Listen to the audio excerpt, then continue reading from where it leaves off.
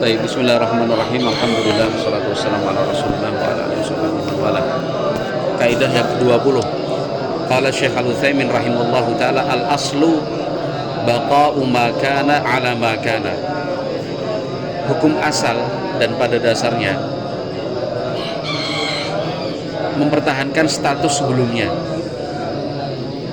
Jadi sesuatu itu tetap pada statusnya sampai ada sebuah keyakinan bahwa status itu sudah berubah.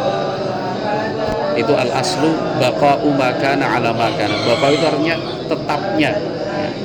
Ma kana ala ma kana, sesuatu seperti sebelumnya. Qala rahimallahu taala wa yadullu lahu haditsu Abi Hurairah wa Abdullah bin Zaid radhiyallahu anhuma. Ini berdasarkan dalil hadis Abi Hurairah dan hadis Abdullah bin Zaid radhiyallahu anhuma. Fi man syakka, tentang orang yang ragu, hal ahdatsa am lam yuhdits, apakah dia sudah hadas ataukah belum, batal ataukah tidak. Faqala Nabi sallallahu alaihi wasallam, Nabi Muhammad alaihi salatu wasallam bersabda, la yansarif, dia tidak boleh meninggalkan salat hatta yasma'a sautan aw yajida rihan, sampai dia mendengar suara atau mencium bau. Orang sedang sholat ini, Allahu Akbar, di tengah-tengah sholat dia ragu tadi batal atau tidak ya. Nah, kembali ke hukum asal ini, baqa'u ma kana ala ma kana. Ya statusnya dia tetap suci karena dia sudah yakin tadi sebelum sholat berwudu. Dia yakin itu. Dia ingat-ingat sudah wudu. Maka status wudunya ini harus dipertahankan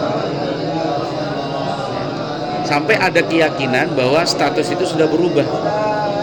Keyakinan itu dalam bentuk apa? Nabi Muhammad mengatakan hatta yasma'a sautan aw yajida rihan, sampai dia mendengar ada suara put.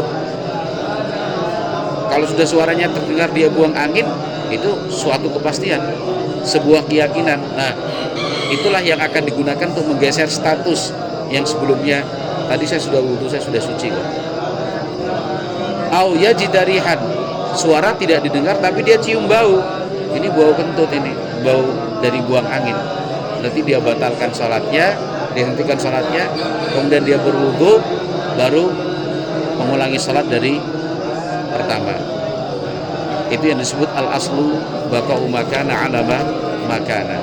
Ini juga pernah kita pelajari dalam kitab kaidah fikih bahwa al-yaqinu la yazulu bisyak. Sesuatu yang sudah dipastikan secara yakin tidak boleh kemudian kita ubah hanya gara-gara sesuatu yang masih spekulasi, belum pasti. Ya, itu keraguan-raguan. Baik. Qala rahimallahu taala, la yuzalu ad-dararu bid-darari. La yuzalu ad-dararu bid-darari.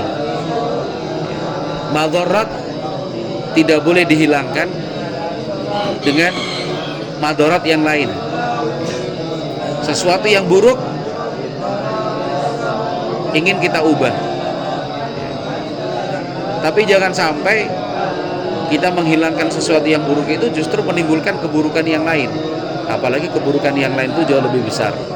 Wal al-ma'na, maksudnya annal insana, bahwasanya manusia idza kana alaihi dhararun, kalau dia mengalami madarat, fala yajuzu an yuzila dhararahu an nafsihi bil idrari bi ghairihi.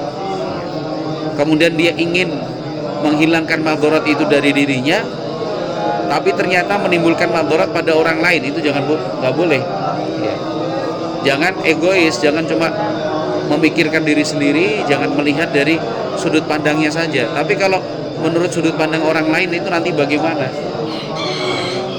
Dia pingin masalahnya selesai, tapi ternyata menimbulkan masalah bagi orang lain, itu nggak boleh.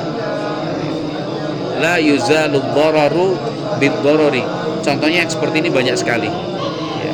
Orang-orang yang egois ya, mulai dari hal-hal urusan yang sifatnya dunia, apalagi sampai kemudian akhirat. ya kan. Misalkan dia ingin antri, berbagai macam antri, dia terburu-buru, dia datangnya terlambat, inginnya paling depan. Kenapa kalau dia terburu-buru kemudian ingin paling depan? Ya karena takut terlambat, takut tiketnya hangus. Tapi otomatis ketika dia duluan, itu bisa mengakibatkan penumpang yang lain yang sedang antri juga tiketnya hangus. Ya, nggak boleh yang seperti itu. Jangan hanya memikirkan dirinya sendiri, tapi ini berdampak gak sama orang lain.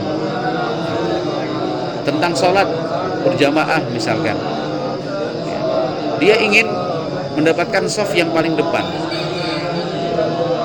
Kenapa? Paling depan atau bukan paling depan, paling pinggir. Ya, paling pinggir. Kenapa dia paling pinggir? Ya karena dia pengen sholatnya itu dengan duduk, karena dia punya sakit, dia punya sakit rematik misalkan. Maka sholatnya dibantu dengan kursi. Ya, nanti kalau pas giliran sujud, dia tidak ikut sujud di atas lantai di karpet, tapi dia duduk di tempat duduk itu di kursi, kemudian dia tundukkan begini. Ya dia pingin seperti itu, tapi ternyata dia datangnya terlambat. Inginnya di soft depan paling pinggir, padahal di soft depan paling pinggir itu ada orang lain yang lebih dahulu, bahkan mungkin sama-sama tua atau mungkin yang lebih muda. Ya dia pingin di paling pinggir supaya sholatnya aman bagi dia dan nyaman, tapi jangan sampai kemudian memadaratkan bagi orang lain, itu tidak diperbolehkan. Baik, qala rahimallahu taala idza ijtama'a mubihun wa hadhirun ghulliba janibul hadri. Apabila terkumpul dua sebab, yang pertama mubihun, sebab yang pertama membuat boleh, wa hadhirun, sebab yang kedua membuat itu dilarang, maka ghulliba, dimenangkan, janibul hadri, sisi yang dilarang, maka dimenangkan dan didahulukan sisi yang dilarang. Ada satu hal kita ingin menentukan hukumnya, ini boleh apa nggak boleh, ini halal ataukah haram. Kalau kita bilang halal, memang ada yang sebab yang membuat itu halal. Tapi kalau kita bilang haram, ada juga sebabnya yang membuat hal itu haram. Ya sudah, anggap saja haram. Jangan halal itu, nggak ada yang membuat halal, terus itu yang menyebabkan dia haram. Nggak usah dipikirkan. Contoh yang paling mudah ini juga sudah pernah kita pelajari dalam kitab kaidah fikih. Contoh yang paling sering disebutkan tentang hewan buruan. Orang berburu, dia tembak rusa misalkan, atau dia panah, kena. Setelah kena dia lari, nggak langsung jatuh, nggak langsung mati, dia lari. Kita kejar, cari mana? Ternyata rusa itu sudah jatuh di air, bisa di sungai, bisa di waduk, bisa di manapun lah. Dia sudah mati itu. Rusa itu dia mati mengambang di atas air, permukaan air. Sekarang pertanyaannya, rusa itu halal atau haram? Kan ada dua kemungkinan. Kemungkinan yang pertama, rusa itu mati karena kita panah, atau karena kalau sekarang kita tembak sudah mengucapkan bismillah sebelumnya. Kalau rusa itu mati disebabkan panah atau karena ditembak, halal. Tapi kalau rusa itu matinya karena tenggelam, berarti rusa itu haram hukumnya. Karena yang namanya binatang atau hewan yang matinya dikarenakan tenggelam itu haram untuk dimakan. Itu masuk kategori bangkai. Nah, ketika rusa itu kena panah, dia lari, dia jatuh di sungai. Kita tidak bisa memastikan rusa ini matinya disebabkan apa. Memang betul dia kena panah. Tapi andaikan rusa itu kena panah lalu tidak terjatuh di sungai, apakah dia juga mati? Ataukah matinya masih 2 jam 3 jam lagi? Maka ketika rusa ini jatuh di sungai, kita cari-cari, kita kejar, loh ada itu di sungai, cek sudah mati. Dari situ kita dihadapkan dengan dua kemungkinan, ini mati karena anak panahku atau mati karena tercebur ke air. Apa hukumnya? Haram.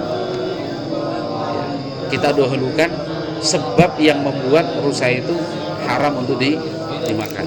Qala rahimahullah li'annal mubiha la yujibu syai'a, karena sesuatu yang membuat boleh, la yujibu syai'a, itu tidak ada konsekuensi yang wajib. Wal hadhiru yamna'uhu, sementara larangan atau yang membuat hal itu tidak boleh justru membuat seseorang itu terhindar dari sesuatu yang wajib. Wa ma'lumun, padahal sudah kita ketahui, annahu la yuqabalul man'u bil mubah, bahwasanya yang namanya larangan itu tidak boleh kemudian kita lawan dengan alasan itu diperbolehkan. Karena inna tarkal mubahi la ithma fihi, karena kalau meninggalkan sesuatu yang mubah itu kan nggak berdosa. Misalkan kita nggak makan daging rusa itu kan nggak apa-apa, nggak dosa.